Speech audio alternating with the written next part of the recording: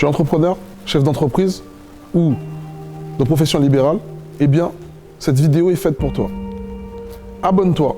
Nous allons voir ensemble 13 manières de pouvoir développer ton entreprise durant cette période de crise.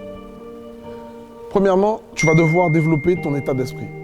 Car si tu avais comme idée de pouvoir faire croître ton entreprise pendant cette période de 12 mois habituelle que tous les entrepreneurs connaissent, eh bien, détrompe-toi, le Covid est arrivé subitement et a changé les plans de plusieurs chefs d'entreprise.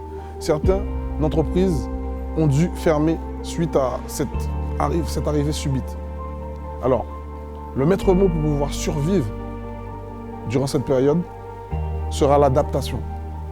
Je t'invite à changer ton état d'esprit pour pouvoir t'adapter rapidement afin de pouvoir produire différemment. 2. Tu dois limiter, voire arrêter toutes les dépenses inutiles. Et quand je parle de dépenses inutiles, c'est même des dépenses liées à ta vie personnelle.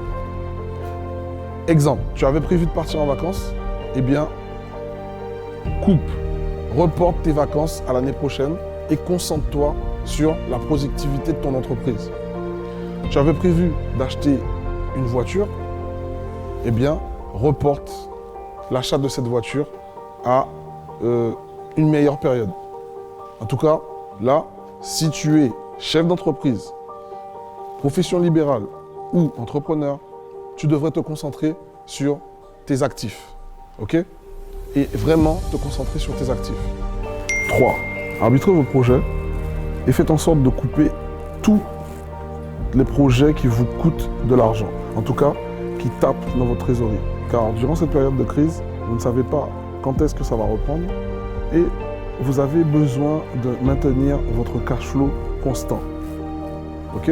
Donc, pour cela, vous avez besoin d'arbitrer vos projets afin de savoir d'investir de l'argent dans des projets qui vont vous ramener de l'argent à court terme et délaisser les projets où vous avez des incertitudes et en plus qui vous coûtent énormément sur votre trésorerie. 4. Vous devez absolument arrêter. Mais quand je vous dis arrêter, vous devez couper à tout prix les sources de non-revenus. Qu'est-ce qu'une source de non-revenus? Une source de non-revenus, ce sont tous ces faux actifs qui vous coûtent de l'argent, qui ne vous rapportent pas un copec. Vous devez absolument vous concentrer sur des actifs qui vous ramènent de l'oseille. OK? Car votre plan de sauvetage durant cette crise, c'est de maintenir votre cash flow constant. Rappelez-vous du numéro 3. Maintenir votre cash flow constant.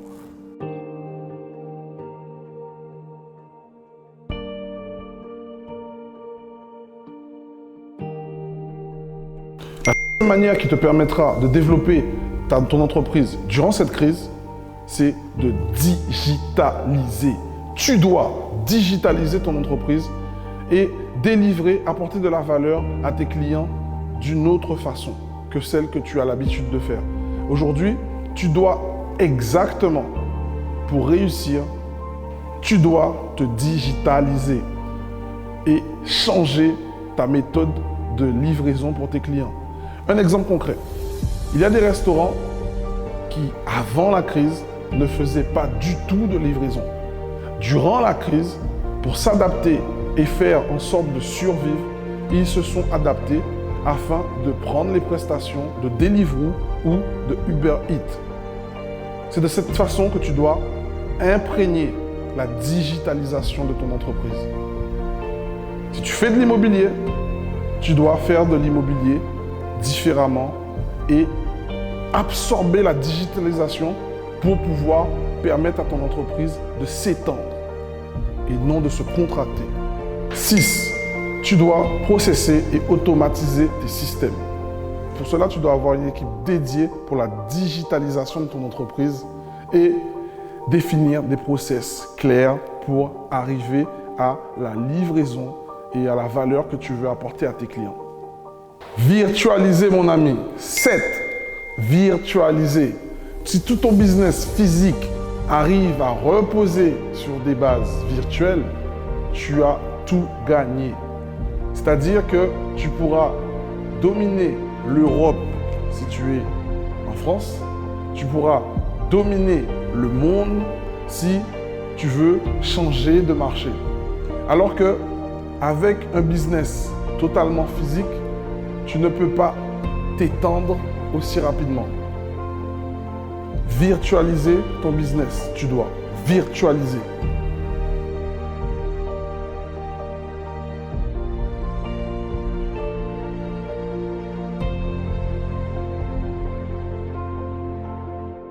Huit, comptez régulièrement vos comptes, vérifiez que vos sources d'entrée d'argent sont supérieures par rapport à vos sources de sortie d'argent, car durant cette crise, il est important que vous soyez réactif afin de maintenir, comme je vous l'ai dit dans les précédents points, de maintenir votre cash flow constamment élevé, car ça sera déjà un point bénéfique pour votre mental. On navigue toujours mieux lorsqu'on a le ventre plein que lorsqu'on a le ventre vide. Et avec mes collaborateurs, à chaque fois je dis que lorsqu'on a de l'argent en backup, c'est beaucoup plus facile de voir et de prendre des risques pour pouvoir dénicher des opportunités. Okay? Donc, vous comprendrez qu'il est important pour vous de compter régulièrement vos comptes afin de savoir que vous avez plus d'argent qui rentre que d'argent qui sort. 9. Durant cette période, collectez un maximum de cash en full payment, car l'argent est roi. Vous comprendrez que durant cette période, il sera beaucoup plus intéressant pour vous de négocier que vos clients vous payent en totalité qu'ils ne vous payent en acompte. Car plus l'argent est près de vous, mieux vous vous sentirez pour pouvoir saisir des opportunités. Rappelez-vous mes amis. Par contre, en contrepartie, à contrario, favorisez de payer vos échéanciers en petites coupures. Voilà, ne payez rien en full paiement. 10. Conservez au maximum votre cash, car on ne sait pas de quoi demain sera fait et on ne sait pas combien de temps va durer cette crise. Alors tu dois garder ton cash en sécurité. Le quatrième et dernier triangle anti-crise, tu dois en 11 redynamiser ta clientèle existante. Imaginons qu'avec cette crise, tu n'arrives plus à avoir de nouveaux clients, car l'état du marché ne permet pas de vendre comme d'habitude à d'autres personnes. La première des choses que tu dois faire, c'est redynamiser ta clientèle existante. Ils t'ont déjà fait confiance. Et en faisant cela, en faisant le système de follow-up, tu peux obtenir 30 à 40% de CA en plus avec ta base de clients existants. Et d'ailleurs, en les redynamisant, tu leur apportes un soutien et tu leur apportes de la confiance. Donc, ne néglige jamais tes clients existants. Redynamise-les. Tu n'auras pas besoin de payer de la pub Facebook, tu n'auras pas besoin de payer du trafic d'acquisition car ce sont déjà tes clients. 12. Tu dois les réactiver. Tu dois les réactiver à tout prix. Pour cela, tu dois maintenir le contact ou tu dois relancer le contact. Comment faire? Un mail, un coup de téléphone. Moi, je favorise le contact téléphonique car un petit coup de fil et puis tu réchauffes ton client. Tu réchauffes ton client, comment? En lui demandant comment tu peux l'aider en ce temps de crise. Et il te répondra, il te dira exactement ce dont lui, il a besoin. La seconde chose que tu peux faire, c'est faire des discounts à tous tes clients sur tes nouveaux produits que tu as créés pour passer la crise. Ils t'ont déjà fait confiance, ils savent comment tu procèdes et en plus, ils ont confiance et ils croient en ton produit. 13. Tu te dois de bichonner tes clients existants car ce sont tes porte-paroles. c'est eux qui vont te ramener de la nouvelle clientèle, surtout en temps de crise. Le bouche à oreille, les personnes font confiance aux personnes qui les amènent à une bonne affaire. Ils vont plus faire confiance à un client qui est déjà passé chez toi et qui a eu des bons résultats et qui est satisfait de ta façon de délivrer que de partir voir un nouveau projet ou une nouvelle entreprise qu'ils ne connaissent pas du tout. Donc concentre-toi sur ça. Bichonne tes clients existants. Ils te ramèneront de nouveaux clients.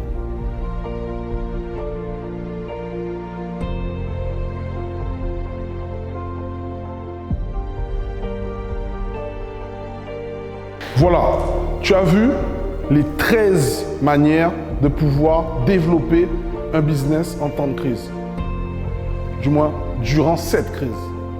Si tu souhaites aller plus loin avec nous, je t'invite à regarder dans ce descriptif et à booker ton call stratégique ou même t'inscrire à notre prochaine masterclass.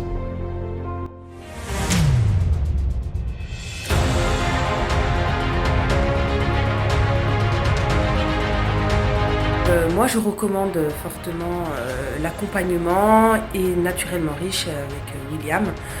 C'est une belle aventure, c'est une bonne expérience.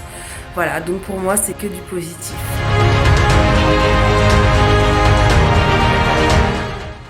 William, il a l'air d'avoir un plus gros caractère, plus de présence.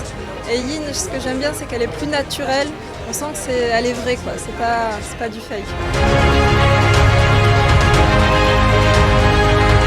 Moi, je recommanderais Ener Immobilier, et je recommande d'ailleurs, parce que je le fais déjà, pour tout l'accompagnement clé en main. C'est-à-dire que non seulement il va avoir la recherche du bien, mais la fiscalité va être étudiée, le financement va être étudié, les travaux sont suivis, donc il y a vraiment une compétence qui est globale.